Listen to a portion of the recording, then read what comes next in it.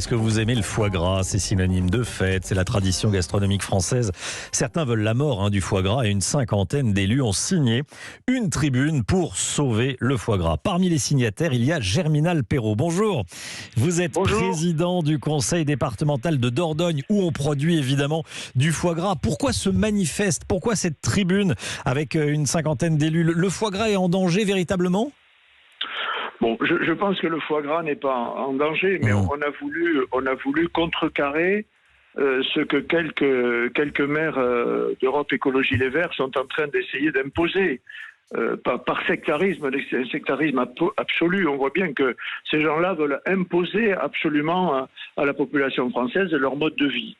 Nous défendons le foie gras parce que ça fait des millénaires aujourd'hui, ça fait 6000 ans ou 7000 ans que les hommes se sont convertis. Les hommes étaient des prédateurs, c'était des chasseurs et des cueilleurs. Ils sont devenus des agriculteurs et des éleveurs. Et nous acceptons l'idée que l'on puisse élever des animaux dans notre pays, que ce soit des bovins ou des oies et des canards, pour les consommer. Je pense que c'est cette idée-là qui est remise en cause aujourd'hui. Aujourd'hui, ce qu'on remet en cause, c'est le fait de tuer un animal. Mais nous acceptons l'idée que des éleveurs puissent élever des animaux, ces animaux soient consommés par les hommes. Ça veut dire que, malgré tout, vous avez peur que certains maires écologistes, comme vous dites, notamment à Lyon, mais c'est le cas dans d'autres villes, leur message infuse dans certains esprits, notamment chez les jeunes. Vous savez, c'est une attaque en règle.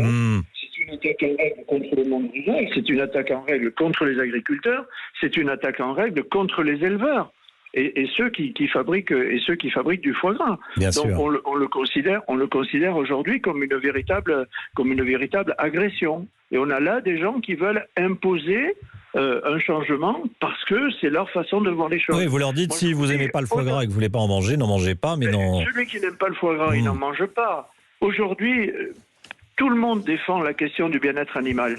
Et dans tous les élevages de France, quelles que soient les espèces élevées, je ne connais pas un seul éleveur qui ne prend pas soin de ses animaux. Je ne connais pas un seul éleveur qui aurait envie de voir souffrir ses animaux.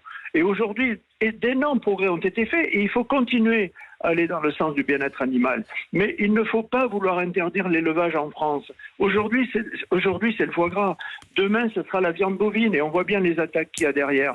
Une autre fois, ce sera les poulets. On a des gens qui veulent faire interdire le fait qu'on abatte des animaux pour les consommer. Mais vous savez, peut-être qu'un jour, ils vont découvrir la souffrance de la laitue. Et à ce moment-là, on n'aura plus besoin, on ne pourra même plus manger des végétaux. Donc je crois qu'il faut redevenir sérieux. Il faut préserver les animaux. Il ne faut pas les faire souffrir, c'est une évidence. Mais il faut accepter l'idée que l'homme, dans la biodiversité, il a sa place. Et que sa place, là, elle doit être mesurée. Mais il ne faut pas vouloir une nature qui effacera la présence de l'homme. On a entendu votre message. Merci beaucoup, Germinal Perrault. Merci d'avoir été en direct avec nous dans Europe Midi.